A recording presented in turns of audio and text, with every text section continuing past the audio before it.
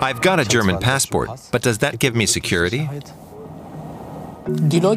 People always see the foreigner in me, and they're just waiting for me to make a mistake. They're just waiting for the moment they can say, see, he's not one of us. Lots of people say, you're totally integrated, great, that's what we like to see. What the hell? I was born here, so how am I integrated? I'm not from anywhere else. What does integration mean? Who's integrated and who decides whether you're integrated or not? I can't imagine it'll go that far, that the danger will be that extreme. They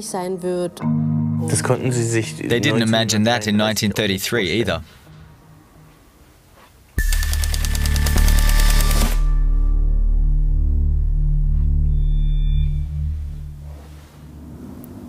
We're meeting Mohamed. He's a care worker at this inpatient facility in Gelsenkirchen. Did you get here okay? Yeah. Sure, how's it going? All good, and yourself? Schalke-Fan. Ja, sowas von. Muss man auch sein hier, ne? Sieht ganz sicher aus. Looks safe.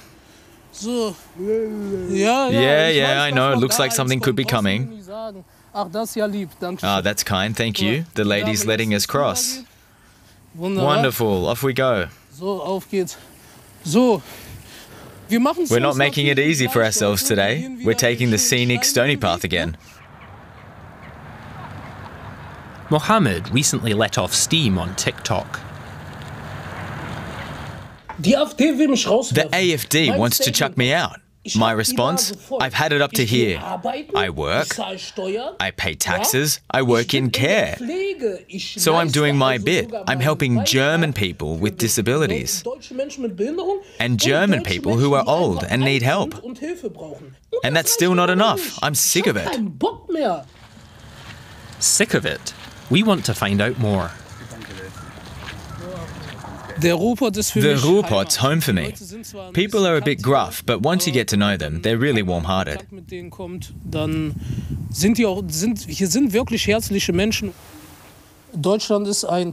Germany's a part of me, just as I'm a part of Germany. Integration isn't the right word for me because I grew up here and I feel German. I've always been a German. If I went to my second homeland, Gambia, now, I'd be seen as German. We're going to hear the views of 6 young Germans. They come from different parts of the country.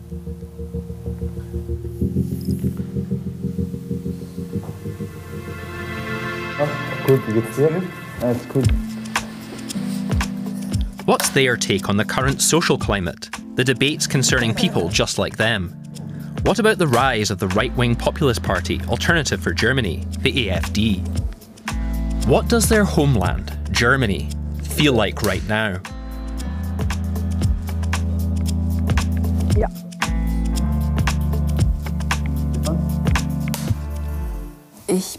I'm Asha. I'm 27. I grew up in Emsland. That's in Lower Saxony on the Dutch border, so I'm a village kid. I wish I wasn't, but that's how it is. So initially, we were the only black family. If you'd asked anyone where I lived, they all knew. I wanted anonymity. I didn't want everyone to know me.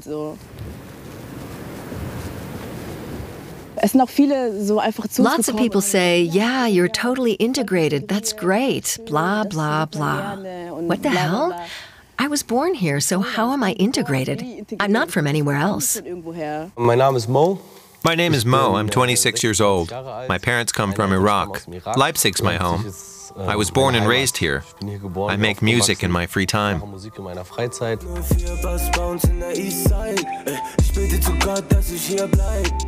I'm going to be a doctor. I studied medicine for 7 years, and now I'm waiting for my license to practice. So all done. So can he speak in Saxon dialect? For sure. Sometimes it comes out when I'm chatting with patients. Hello, Frau Meier. You've brought the paperwork, right? Yes, but my name's not on it. We'll add it, no problem. Good. Take care then. We fly there from Germany. We fly from home to another country, which is where we're from. Imagine you're abroad and someone asks you where you're from. You say, I'm from Afghanistan. And they say, what's it like in Afghanistan? I don't know. And what are the people like in Afghanistan? I don't know. Once I was with some friends in Switzerland and someone said, those bloody Germans, and I felt really proud. Someone had finally called me a bloody German. Hey, thanks, bro. My name's Wafa. I'm 28 years old. I studied pharmaceutical and chemical engineering, and now I work. Both of my parents are Syrian, but I've never been to Syria. Home is where all your memories are. And all my memories are from Germany, Berlin. That's where I grew up. When I walk the streets, I see buildings that weren't there when I was growing up. And it feels nice to have witnessed all the changes. But now I can't quite see it as home. Because people are trying to take my home away from me. Who belongs in Germany and who doesn't?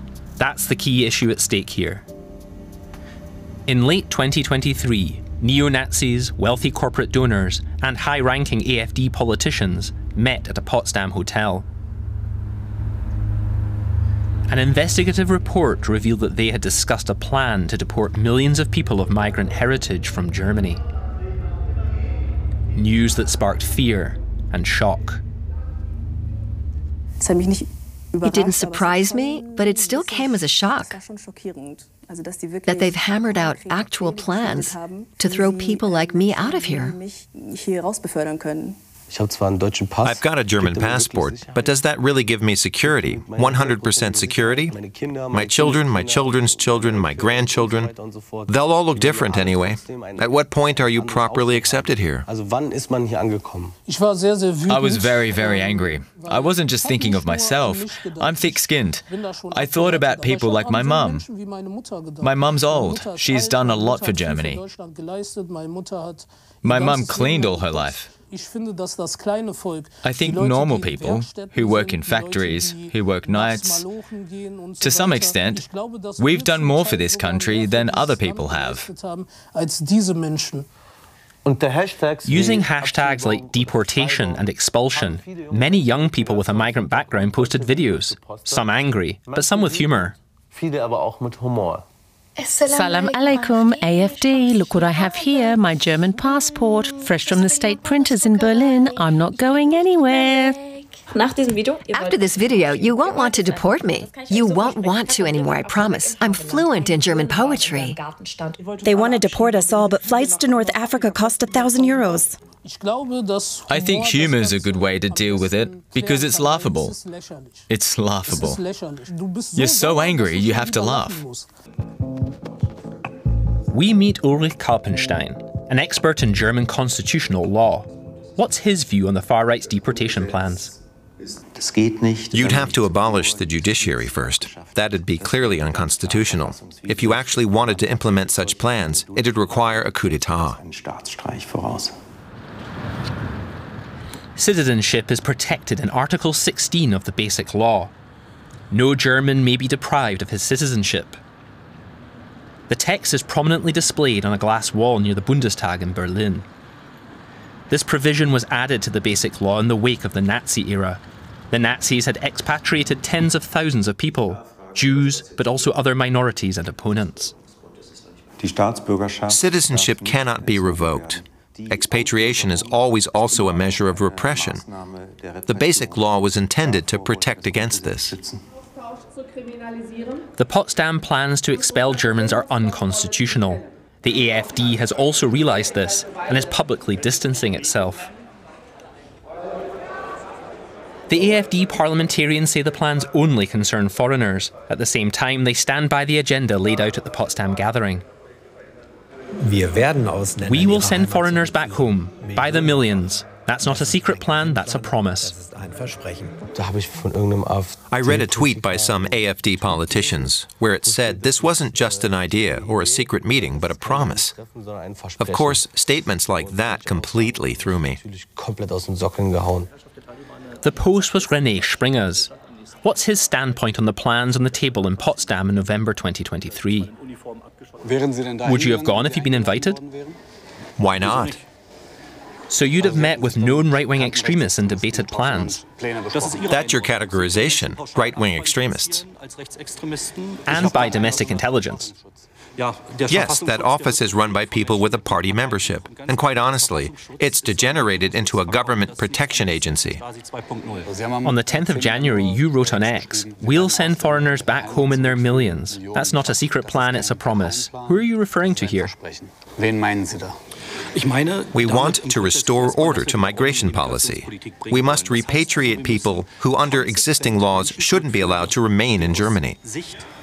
As the AfD, we're committed to the basic law. But that doesn't mean we won't tighten laws where necessary when we're in government. And how will you go about doing that? This tightening will be carried out here in the German Bundestag. We'll have to negotiate what's tolerable for us, what's no longer tolerable, and where the hurdles can be lowered to enable the withdrawal of naturalizations. The withdrawal of naturalizations. So, they do want to be rid of Germans with a migrant background. An AfD get-together in Gera, December 2023, attended by the head of the AfD in Thuringia, Björn Höcke. A spectator poses a question. What about the millions of people, I'm still going to call them foreigners, but who've had German passports for a long time? German passports but still foreigners. Höcke doesn't disagree. He goes on to talk about stopping immigration, about sending migrants back, and changing citizenship laws to make dual nationality a thing of the past. Germans with migrant heritage could then lose their passport. Only dual nationals? Höcke leaves that open. In any case, he's not worried about an ageing population resulting in population decline. We'll be able to live in Germany with 20–30% fewer people without any problems. I think ecologically, it makes perfect sense. Almost 30% of the German population has a migrant background. Just under half of these people have a German passport. More than 12 million people. Does his party want to get rid of them? This was Höcke's response to our question. The population decline of 20–30% referred to here is the result of the demographic catastrophe our country is facing. A quote from his book, published in 2018. Stopping the inhumane project of an immigration society. Yes, as well as protecting our national and European external borders, a large-scale remigration project will be necessary. And I fear that in this process, we won't be able to avoid a policy of well-tempered cruelty, as Peter Sloterdijk called it. In other words, human hardship and unpleasant scenes cannot always be avoided. In the next chapter, he writes, a few corrections and small reforms won't be enough, but German determination will guarantee that we will tackle the matter thoroughly and fundamentally. Once the time for change has come, we Germans will not do things by halves. Höcke provides further explanation. A responsible policy must organise immigration in such a way that the autochthonous German population can continue to experience their country as their home, he says.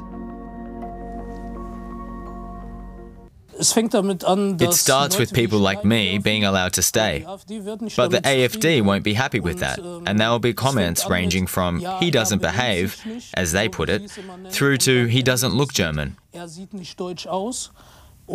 And this plan, which certain members of the AfD have already drawn up, indicates what the ultimate goal could be.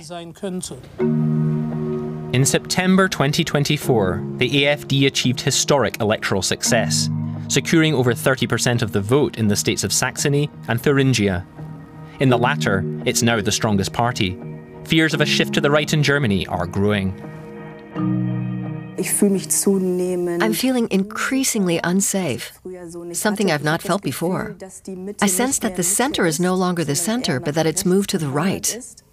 I've really been able to witness the change, how things are simply getting worse. It used to be the NPD, at some point it was the AfD, and now it's becoming completely normal. It could be that they'll keep on moving further and further to the right and eventually end up with the AfD. And they decide to form a government together in future. It hurts, because you really do feel unsafe and no longer part of the country. I feel like it's a kind of competition. Somehow, everyone's trying to fish for votes on the right. But it's not just, I'll fish for a few right-wing votes, but that our election program is actually geared to the right because society has become right-wing. That's the dangerous thing. The political statements themselves wouldn't worry me. But when these comments come from people actually governing the country, or sitting on councils and in state assemblies, it makes you think. Which political statements do they have in mind? What messages are coming from the centrist parties? I don't know. For example, when CDU chairman Merz was on a talk show describing boys with a migration background as little pashas, this creates an image that's shown to the whole of Germany.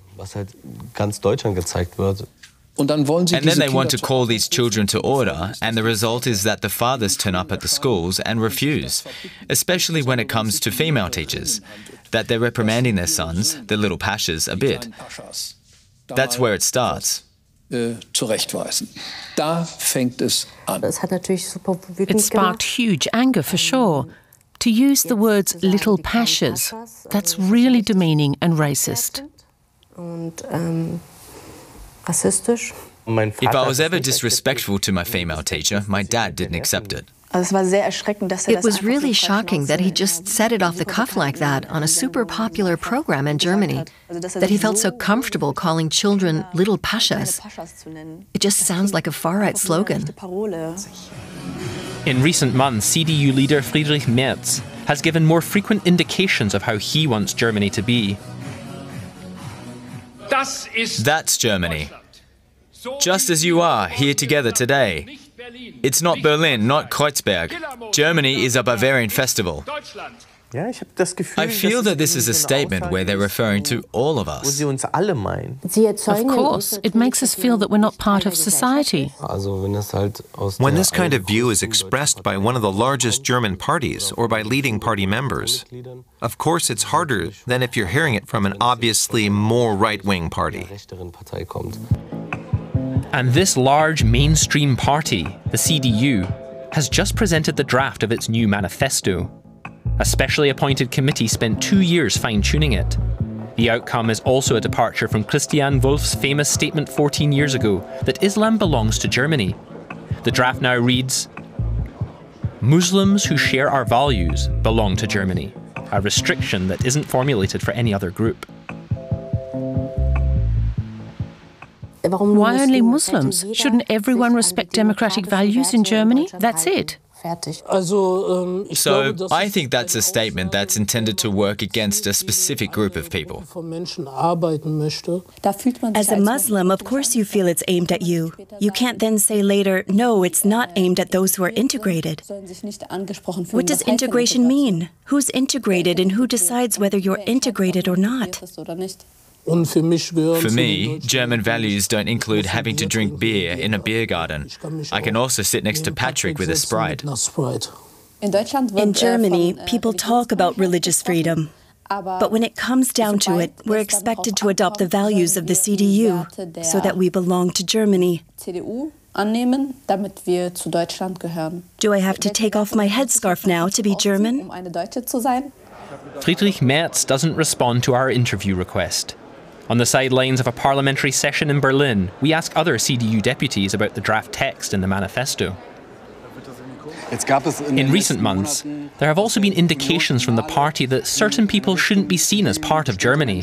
The manifesto contains the sentence, "Muslims who share our values belong to Germany." Why are Muslims highlighted like this? I reject the insinuation. The CDU is the major centrist political force and has, throughout its history and in its governmental responsibility, been instrumental in accepting and integrating many people. But the sentence highlights Muslims and says only those who share our values belong to Germany. Why? We're debating the manifesto now. I wasn't present during the deliberations over this sentence. I believe that the message of this manifesto is very clear, that we're a country that's open to the world, but that we also want to live by our values together. The manifesto will be decided at the CDU party conference. There's still a lot to discuss. Might the wording change? Yes, that's what we're being told. It's a draft, so it's going to all regional party associations, and we'll see what happens. So changes aren't ruled out. But there are increasing signs of marginalization, even in the media. Incendiary headlines like these have long been the norm. People with a migrant background are predominantly portrayed as a problem. For example, do Arabs belong to Germany or Jews? A Focus magazine column asks, the Jews or the Agro-Arabs? That's a joke, right? The Jews or the Agro-Arabs? We must decide who we want to keep. They didn't write that. Focus magazine. Of course we want to continue to keep Jewish and Arab people in Germany. Talking about them as though they were pets or something. When asked, author Jan Fleischhauer says that, of course, he's not referring to all people of Arab origin in Germany. Once again, the Jews or the Agro-Arabs, we must decide who we want to keep. It gives me a bellyache, just reading it. I'm an Arab. Well, I'm Arab by origin, but I'm also German. But I speak Arabic. And that's why a comment like that doesn't go unnoticed. Absolutely not. This is difficult stuff, really. I feel like people always see the foreigner in me, and they're just waiting for me to make a mistake. And if I don't make that mistake, everything's okay. Then I belong. I've done a great job.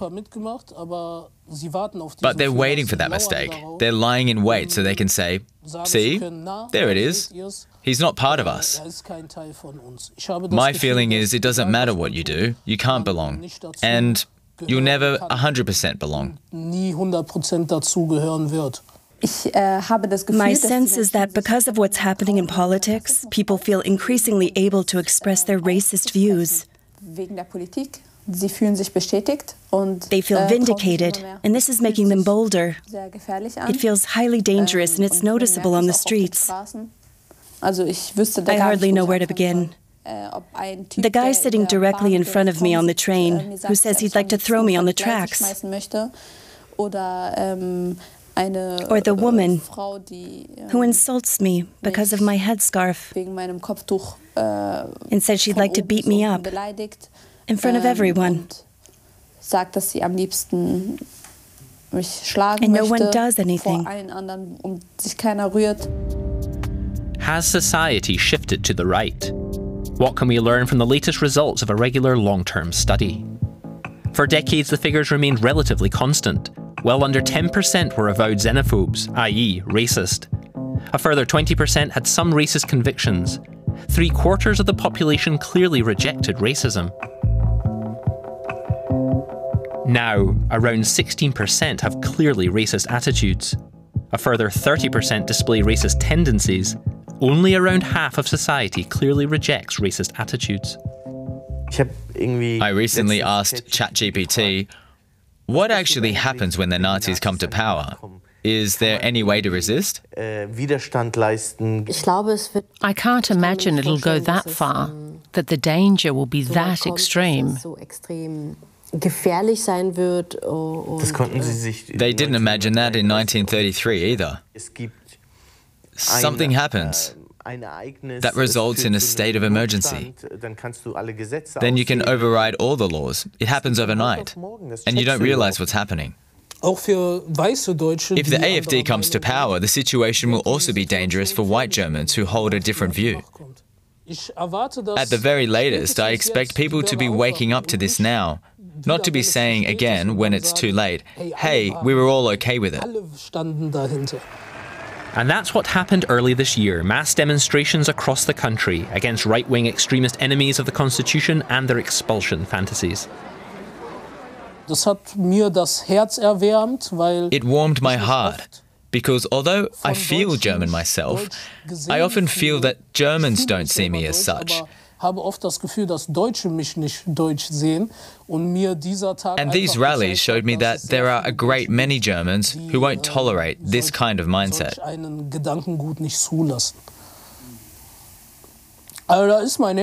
As a citizen of the Ruhrpott, it warmed my heart to see people coming together like this. Nevertheless, support for the AfD in Saxony currently stands at more than 30%, making it the second strongest party there. To date, no one wants to cooperate with it, but what would an AfD government mean for people like Mo? It's something me and my friends talk about. It started a few years ago, and now the AfD is, let's say, a completely normal party with a completely normal role in decision-making. You do feel a bit scared, for sure, but there are plenty of other parties and voices to counteract it. I love this country. I feel German. I'm really happy here. I can also manage the racism. Unfortunately, I've had to learn how to live with it. But it's very obvious to me, if a party like the AfD won power, what that would mean for Germany. Then it would be time for me to go. Would you find that easy? No, not at all, because in the end, this is my home. It's scary. I've been looking for a while now for a country I can immigrate to before I'm deported, so that I'm immigrating somewhere voluntarily. I convince myself that I'm choosing to do it, so that it's not so hard. Of course it's painful. Just all the memories, the childhood I had here in Germany. It's too much. Yeah.